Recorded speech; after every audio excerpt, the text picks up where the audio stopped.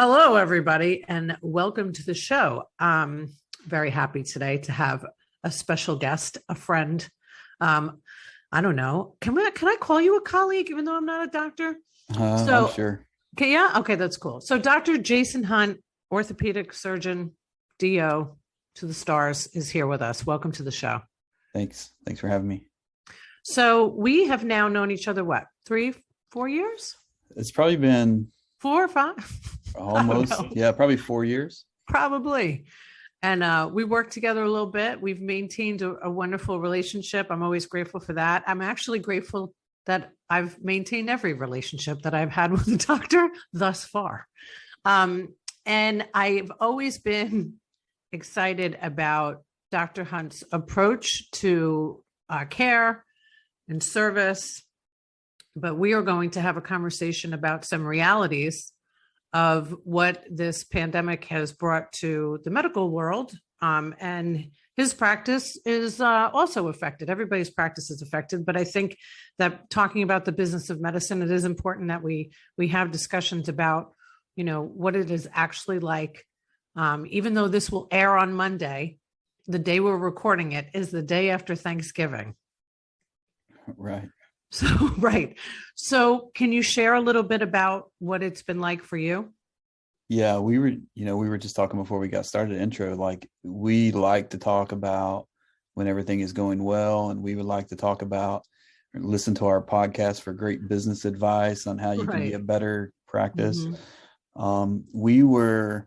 We started the practice in November of 2017, and it was me and one other person, and we were just kind of bootstrapped and going to start this practice. We had big visions and big things that we were trying to do, and we're able to accomplish many of those. And we were kind of floating along.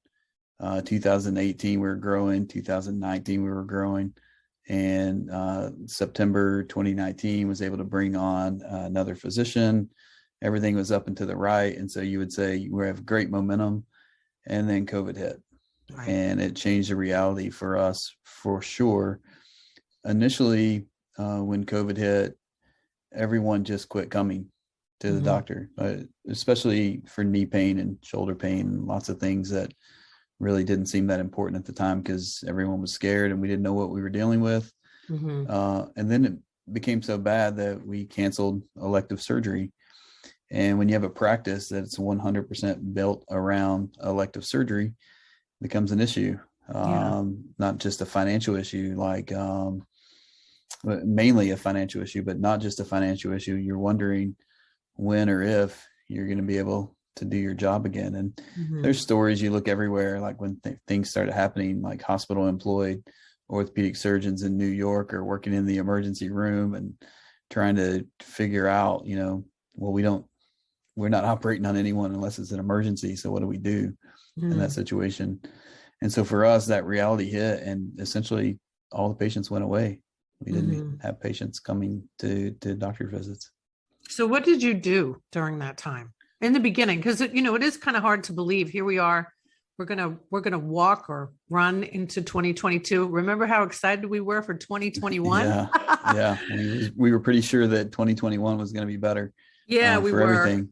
So initially, our first response was not one of panic or not one of we have to start pressing buttons or doing something much different than we were.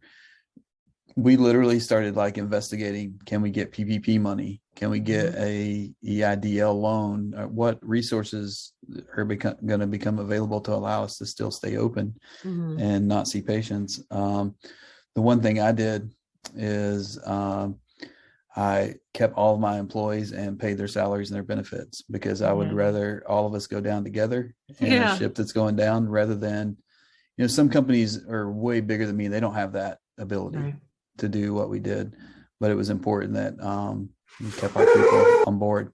And because of that, it made it a little more difficult. You needed patients to come in the room because we didn't just cut all of our overhead and go. So our initial response was, what resources are available, and then how do we keep our people employed? That's pretty honorable, I have to say. It's certainly wasn't an easy choice, I'm sure, but I think that the day that you even decided that you were going to branch out on your own, you knew you were going to do things different. Come hell or high water, you were going to, make it a priority to keep staff and have a culture and be transparent. And I think that was, always one of the things that made you, in my mind, separate from others.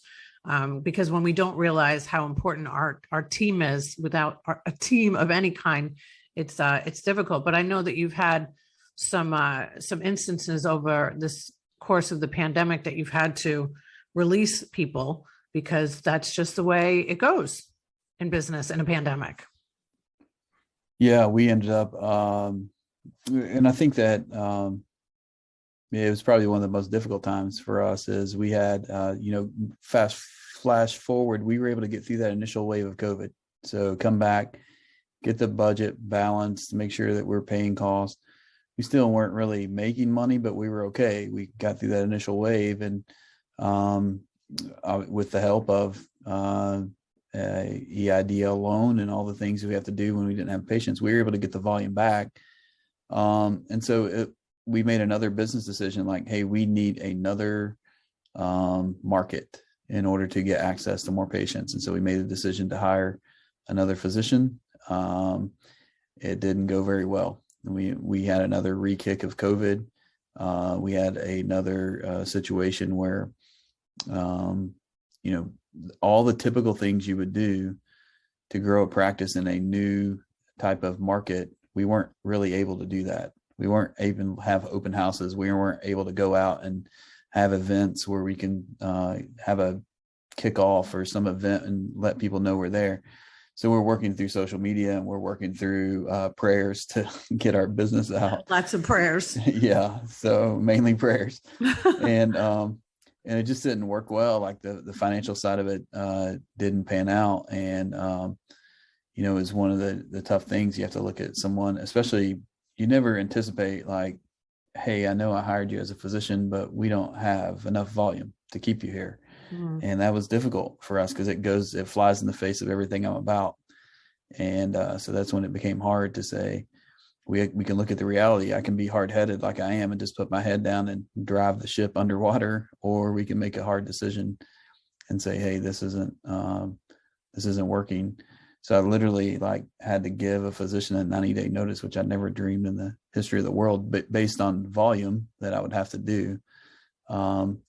Fortunately, we've worked around it, and now she's able to come back part-time and try to help build the practice again. So thankful that we're able to get her back part-time and hopefully kind of grow around it. But we just had to make a budget decision on how to balance a budget, and we typically don't have to make those type of decisions in my world. Well, you said something really important, and that was about how when any new business is open, or, a new business, even though you opened in 2017, you're still considered a new business for at least 5 years. So for people that opened a business right before the pandemic, you need all of this time to build up and to get out into the community and to have those events, and to have a physician liaison who goes into offices and, I don't know, brings pens, right? I like to call them donut divas, but we don't do donut diva. There's more to it when you have to just develop relationships. And when you can't develop relationships because of a virus that is preventing all of us to be together, man, it is really, really tough. And I too have experienced that myself. It's funny that we're talking about this, because I teach this one lesson, workshop a lot. And it's called a book called Never Eat Alone. And the book is all about relationships and all about how we have to, there's so many different things that go on when you are opening or building throughout your entire career as a business owner. And even though you're an orthopedic surgeon, you're a doctor, you went to med school, you have a business to run, and businesses don't run without a lot of human beings coming in to have surgery. And those people don't come unless there is a ton of work going on with marketing and, funding Like when the revenue's not there because of this out of control virus that's taking over the world, it's not easy. Like, we're having some real talk here, people. Yeah. And it's always, everyone knows that you have to spend money to make money in business. There's Sure. no question about that. And when you literally don't have money to spend, Right. you don't spend it. And, one of the assumptions that we had previously, and it had been true for the most part, any downslope in the economy, you can say that the housing market crashing and all the things that happened in the past, for the most part, physicians were immune to those downslopes in economies, because even though some people lost their jobs and things went awry, we've never shut down surgery. We've never told people, like, shelter at home. And so this is the first time that I'm aware of in history that, we became the center as well. At the same rate, it's so funny because if you look at different specialties, you're going to say different things. Like, people who are hospitalists who work in the hospital, are you kidding me? They're working like crazy. Oh my God. And their volume just, went to the other side of things, which were too much to handle. And so there were certain specialties, like most of my stuff is elective surgery. And it's because people hurt themselves or they have a joint that hurts. And all of a sudden it doesn't become a priority anymore. At the same rate, we have pulmonologists and hospitalists and intensive care doctors and anesthesiologists who are just working like crazy. And it's contributing to the other side of things, which is, it's not really a financial issue. It becomes how much of this can you handle? And so I am not complaining that mine became a financial issue. And so from that standpoint, I'm thankful that it wasn't, I'm overwhelmed and I'm not able to provide the same level of care that you want to be able to provide or be on the front line. So this is not a woe is me statement for all the people who have dedicated their life over the last couple of years of taking care of this pandemic. So I don't want it to be that, and greatly appreciate all of them. It just happens that I'm in another world that revolves around elective surgery. So it affected us in a different way. Oh my God. Yes. Physicians. I mean, I have the great honor of being able to speak to and work with different clients with different specialties. And I know many that are thriving. I mean, if you think about it, I have one doctor who does weight loss. I mean, who doesn't need weight loss coming out of the pandemic? I don't know anybody, right? So even though they're a cash business, they're doing well. And the primary care docs are overwhelmed. I remember the day that my husband said that he wanted to go for his well check, and it was 2020, like in the beginning of the pandemic. I was like, hell no, you're not going, right? And looking back at that today, it's like, wow, and so many people have done that. And then, yeah, I mean, there's a lot to understand if you don't understand the healthcare industry and the different specialties. I mean, especially you being in a private practice, a lot of, I mean, you're not this huge orthopedic surgery practice that has 15 different surgeons. I mean, my neighbor's husband or boyfriend, whatever the heck he is, they're in practice and he's thriving because there's so many of them. And there's also that, having been enrolled in these insurance companies for a long time, there's just a lot that goes into it. There's a whole lot. And to look behind the curtain, you would see something. The general population or everyone that looked behind the curtain would be surprised on what happens in especially a private practice. Now, the reason that I'm so hard-headed and so stern on being in private practice and doing it my own way is because I think we have a platform that is good for patients. And I think we have something to offer that's different than going to a 100 surgeon outfit, and not that those don't need to exist, because they do need to exist, but you also have to have an antonym of them, which is just the opposite. We're a mom and pop shop. It's literally like going to a boutique versus going to a retail store. And there's some people who need or desire boutique treatment. At the same rate, if no one knows we exist, because we're very bent on, you don't always need an orthopedic surgeon. You only need them when you need them. And so I'm certain that through the pandemic, and I know because I've been watching who I would call my competition, who are people who are here, and were able to double down on the spend when it comes to coming out of COVID and marketing. If you put in OrthoLinks right now into Google, you'll see an ad right above my head of some of the people who are our competitors, and they were able to, because of their position in the market and their sheer size, able to negotiate some things that just aren't available to someone who's in private practice by themselves. Sure. And that's like having the hospitals help them in a marketing campaign, or just doubling down on all that you need to do to say, hey, we're back, Florida's open, come to us. And I mean, I would love to have done those things. Just literally, there was no dollars and cents that went with it to be able to compete at the same rate. It didn't really change what we do at our core, which is we're here to advocate for patients and price transparency and really try to be something different. And probably without question, our biggest referral source is our last patient who tells somebody like, hey, there's another option. But what we are not, and what we will never be, is the first knee-jerk reaction for someone who needs orthopedic care, because we've been outspent on that side. We're the out volume. Like, we don't have the bandwidth to be able to take care of everybody in this area. And we're kind of a dying breed. There's just not many private practice, small groups that exist still in Hillsborough County. It used to be the norm that everyone would be in private practice for themselves. And that just is, with a lot of things, insurance companies for sure, on how you're able to negotiate rates and how much, I mean, to be honest, we get paid,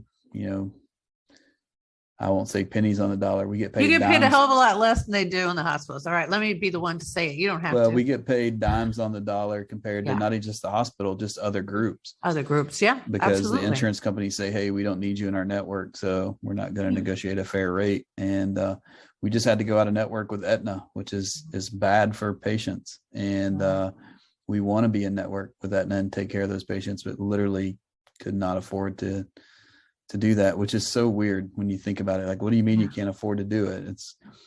We were getting rates significantly below Medicare rates for commercial insurance, and that's not how it was designed to be.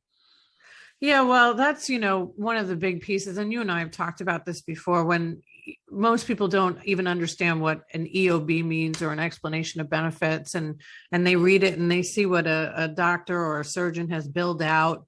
And they don't realize that the billing out number is not the reimbursement number by any stretch of the means. And then there's some practices that, have been around for 20, 30 years and can negotiate rates with the insurance, with the payers.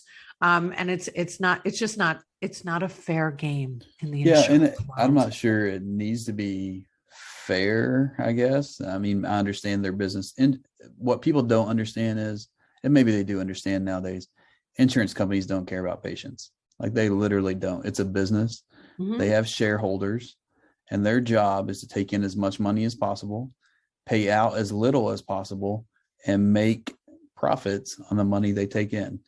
And it just so happens that they're in the middle of something that's so important to everyone, which is healthcare. And any other business, you wouldn't even look at it. It wouldn't even matter. But now, when I'll give you an example, and I'm on fire about this one. There's I love it. There's an athlete who plays football who tore his ACL. And this is how dumb insurance companies are. I know them personally, and they wanted me to take care of their son's ACL injury. And I'm out of network with this particular insurance company. But I needed to get a facility approval for the surgery. So I literally said, I'm submitting a request that you pay me whatever your rates you want to pay me, but I need a facility approval so I can do the surgery. And even if you deny my payment of this side, and you can just say that we do not guarantee payment on my side, I'll still do the procedure, which means I'm doing it for free. Right. They said no. It's just the dumbest thing ever. God. It's so they're like, oh nope, you have to go to an in-network provider. And I was like, why? So you guys can pay more for an Right. in-network provider. So I mean, it's just those things where you start to look behind the curtain of what insurance companies are doing, and they really don't care about patient care. And then the scary thing is, and this is what should scare everyone, and this is what should fire people up to do something about it. Insurance companies own 12% of the physicians that are hired in the country now. Mm, And if that doesn't scare you, it should. it Because should. if that 12 goes to 50, you literally are getting care. Like the boss of the person who's providing your care are the ones that pay the bills. And if you Mm, think about that for a second, the care that you get will go to crap really fast when the insurance companies own the physicians. And I'll call them out. I don't care. Optum is the biggest one. They run United Healthcare, and they are trying to hire physicians like crazy. mm, CVS is trying to hire physicians. And the crazy thing is if you squeeze hard enough, and this is where it becomes criminal, if you squeeze private practices hard enough, like you squeeze mine, eventually we won't have a choice. We have yeah. to take a job somewhere. And now, do we work for the hospital? Do we work for an insurance company? You certainly can't work for yourself if you'd like to get a paycheck. Right. And so that's where it becomes, and we literally need a political backing that will look at it from a state standpoint, but we need patients to step up and say, this is not okay. You can, but it's so complicated. Like, how do you educate the general public on how you stand up to your insurance company? Yeah, And I that's think a the only way whole. we do it is get rid of them. And the only way we get rid of them is direct contract with employers, where we set the fee schedule. Forget the middleman. Who cares? And then if you approach a group like Amazon or Publix or Pepsi or any of these places who pay their own medical bills, it's happening everywhere. I just had a patient who's using a group called Sano Health in Arizona, and their employer will send you anywhere in the country to get a Mm, surgery because they're saving thousands of dollars mm. in order to do that care. There's Walmart sending people to Mexico and sending American surgeons to Mexico to do the procedure just because the facility fee is going to save them so much money. Wow. And then the employer, pays all the cost for the patient, and they take care of Mm, everything. And it's like everyone wins in that mm. situation. We are far from that in the United States because the power exists where the money exists, and it's in the insurance companies. So they have a huge vested interest in keeping their teeth in the game. So when they Mhm. start hiring physicians, everyone should be scared. Yeah. Well, it is, you said it, it's all about educating the customer, the consumer, the patient. We should be consumers for our healthcare just as much as we are for buying a car or buying car insurance or looking at, a new kitchen to build, or, we need to compare everything. Yeah. Compare everything. And I know you're excited about the price transparency. So why don't you drop that a little bit of what's to come in January? Yeah. January 2022, if nothing changes. So if the law doesn't change as it goes into effect, insurance companies are going to be required to provide the contracted rates for different All providers. insurance companies. All insurance companies, and they have to do it online, and they have to do it up front. Let's use United Healthcare since we're picking on them.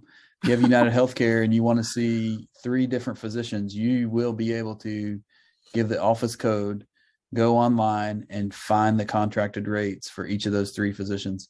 And I tell people, it doesn't, like, don't go just pick the cheapest surgeon.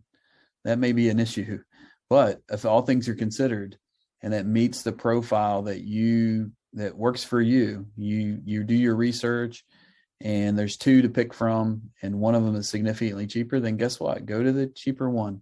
Mm-hmm. It's going to save you some money on your out-of-pocket max and your deductible and all the things that you have to spend your money. Where we get in trouble, it's different in the city than it is in the rural areas of the country, because Mm-hmm. you just may not have a choice in some places. And so you go to whoever's there. But still, without question, the most common question that comes out of someone's mouth when they pick up the phone and call us is, do you accept my insurance? Right. And what that instead should be is, how much does it cost for your care? Mm-hmm. Regardless if you're in a network, regardless if you're out of network, just tell me the price.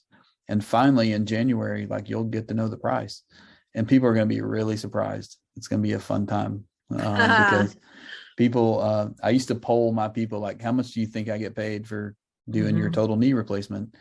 And the numbers were crazy. Like some people think $20,000 or $15,000. And it's going to be eye-opening to a lot of patients that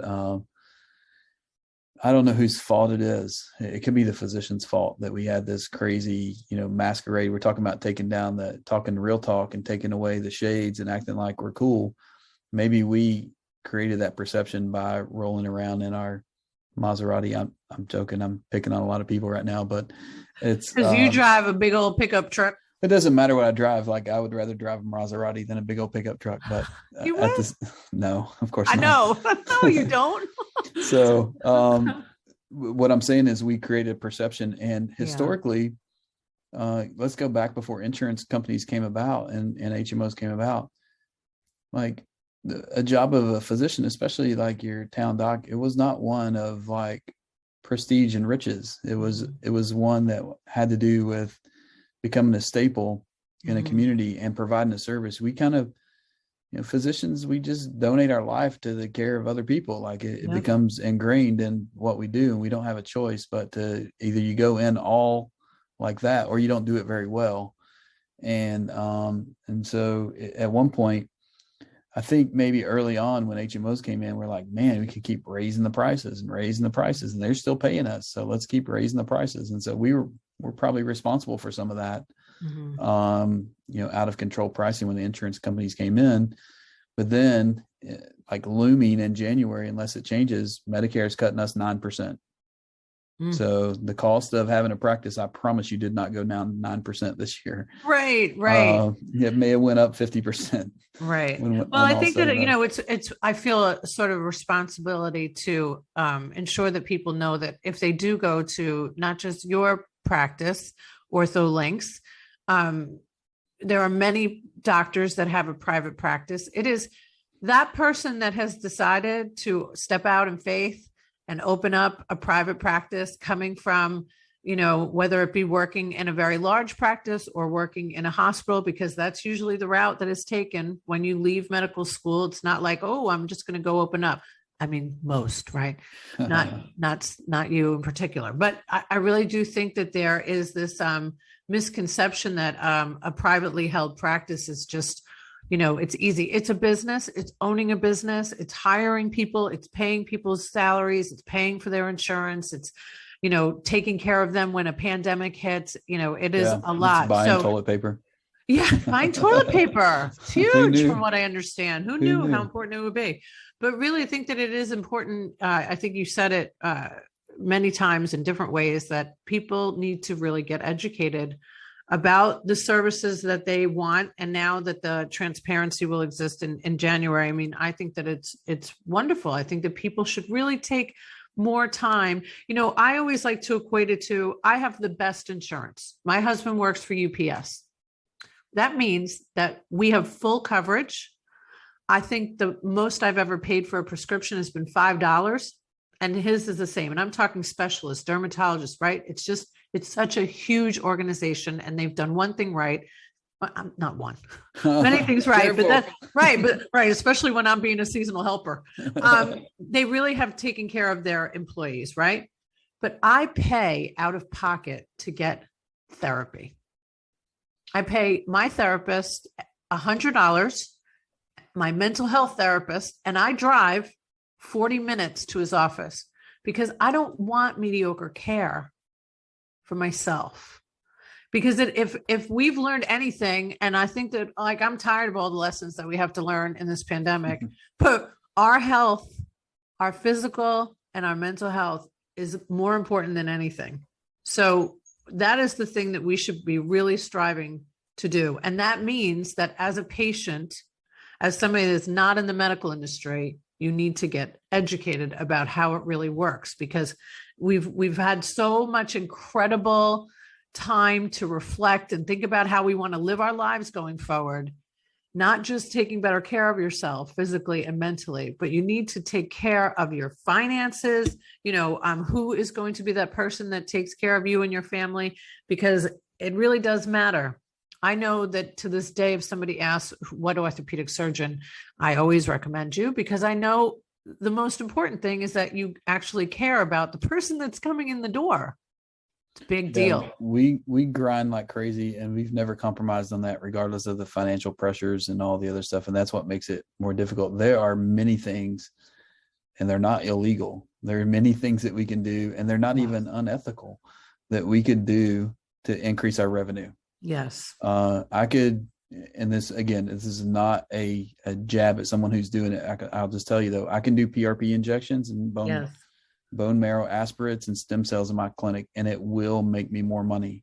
Yes, it will. I decided, and it's cash. And I decided, if you peel back our layers and look at what we say we're about, it goes in contrast to that. Right. And it doesn't have to. I mean, it can be something that's helpful for people. It's not like, oh, I'm saying these are bad services. I'm saying it doesn't go along with what the framework that we set, and we've never compromised on it. So there's things that we could do to change the financial stuff, and we've not done that, and we're not going to do that. At the same rate, if we were talking about being a boutique type clinic versus, going to Walmart, the difference is if you go to a boutique, guess what happens? You pay more go to the boutique.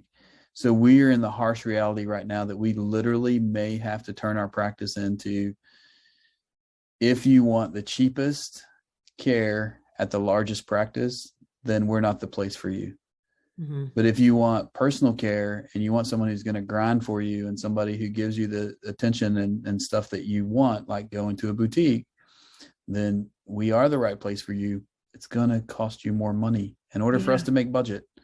And that's where we're at as a pivot right now, is to say, we literally are going to have to drop some of these insurance companies, but we're certain that our fees that we charge, which are, you can call us and we'll tell you to a dime how much you pay. Our fee schedule, you alluded to the EOBs. Well, we did just the opposite. We lowered our fee schedule where you will not see any, sticker shock value in our EOB, because our charges are what we believe is the right fee for that care. And I'll give you an example. Like there's a group called Health Me that puts out these bundles of care, and it's popular in South Florida and some other pockets. If you go and see an orthopedic surgeon without insurance in one of those areas and you have a shoulder complaint, it's like $275 for that consultation, for the x-ray, and for a plan on what to do. For us, it's $120. So we have fair rates. We're not trying to jab someone because they don't have insurance. But when we have, I'll say Aetna because we just picked on them, we have Aetna who will undermine that cost to like less than half of that. So even though your copay is the same, you paid $40 when you came and saw me as a specialist, it wouldn't matter to you whether the insurance paid me another $80 or if the insurance pays me another $5, because you don't feel the brunt of it as the patient. But when the insurance pays another $5, it's not okay. Right. Well, let me say something else about this, because this just makes me insane, because I'm thinking about all of my friends that call me about all their bad experiences that they have at the doctors. Of course they call me. And I'm like, listen, I'm telling you right now that this will always be the norm until you get educated and you decide that you will spend your money out of your own pocket for good care. Because the truth just is, I mean, just recently, I had an attorney friend, who can afford services. She asked me for 2 referrals to 2 specialists, not your specialty. And I sent her, and they were both horrible. She said, I don't care if I have to give them cash. I just don't want horrible service anymore, from the front to the back. That means person answering the phone, the person handling the insurance, to the doctor, to the aftercare, to the billing. It's also important. But if you want great care, you have to find a boutique practice. And I promise you won't get it anywhere else. You just Yeah. won't. I've been in this business Well, long because enough you to know. can't get it anywhere else. Right. And that's the thing that's crazy. Like if big practices ran a boutique type practice and they gave great customer service and they would not be able to afford to keep their doors open. That's right. It has to become this cattle herd. That's where we are in healthcare. Yeah. If you cannot get a huge volume of people in your practice, you won't have a practice. That's right. And that's when the cost of going away from that is going to have to land on the consumers. They're going to have to land on the patients. And then you can choose if you have something that's, really simple and you don't really care if you're going to get treated like not a personal treatment. It doesn't have to be like crap, but just, you're going to go through this mill, then by all means, that's being treated like crap, by the way, going through a mill. Okay. Fair enough. So I'm not saying that, but you can. I will. So if that's okay for you and that and your problem, then by all means do that. Yeah. But if you need some attention, you need somebody who's going to sit down and look you in your eye and try to help you and partner with you to get you fixed, then you probably can't go to that same sort of treatment. And then the kicker is you have to pay for it. You have to pay and that's the hard thing, like to make that transition, because we're starting to learn that now because deductibles are raising. Not everyone has UPS insurance. That's right. And when your deductible is $5,000, that means you're spending $5,000 before your insurance kicks in. Yeah. And now you should be able to choose where you spend your $5,000. And I recommend, just like I know you do, I recommend you ask what it costs for everything, not just orthopedics. Straight up. You call any doctor's office and you ask them what the cost of the service that you need is going to be. And if they say, "Oh, it's complicated," depends. Hang up. Bye. Because they know Felicia know the answer. And if they don't know the answer, then you're going to have some issues. That is right. Going forward. And I can tell you, and this is 100% true, and I haven't called them. I guess I should. I should call every orthopedic practice in Tampa and ask them how much it costs for an office visit. You think I don't do that? I don't know. Well, we're going to do a study. You need to give me those numbers. But okay. I know for sure if they call us, then you're going to get a number. And that number doesn't change. If you have no insurance, it's consistent across the board. We have a fee schedule. It is what it is. Yeah. We believe it's transparent and fair. And there's people ask, is there a discount if I pay up front? It's like, no, we've discounted this way lower than anyone else. Like, this is our fee. Yeah. We encourage you, is what we're trying to say, to ask the question, because so if you get the answer like, oh, it's complicated and it can change, that's the wrong answer. Yeah. That is the wrong answer. Keep trying. Or we need you to come in to talk to you about the pricing in person. That's a bad answer. Yeah. Because all of these are bad answers. You want to know bad answers, you call us first and we'll give those answers to you. Well, Dr. Hunt, thank you so much. We don't want to lose, the attention span is just getting shorter and shorter every year, right? So I think we're 20 minutes over, but that's okay. I know, right? But maybe you stuck by. If the message that we're trying to get across today, though, is for you to get more educated about your healthcare, ask questions. Call the office and ask them what they charge. You would be surprised. Everything. I mean, from cardiology, dermatology, orthopedics, primary care, ask how much they charge. Yep. It has to be the new normal. Yep. It really does. We're changing up the new normal right here today in healthcare. Thank you so much for joining. Yeah, of course. Bye. So don't forget, if you mention that you've seen the show or listened to it on the podcast, mention Thai Technology and you will get 3 months for free. They're the best.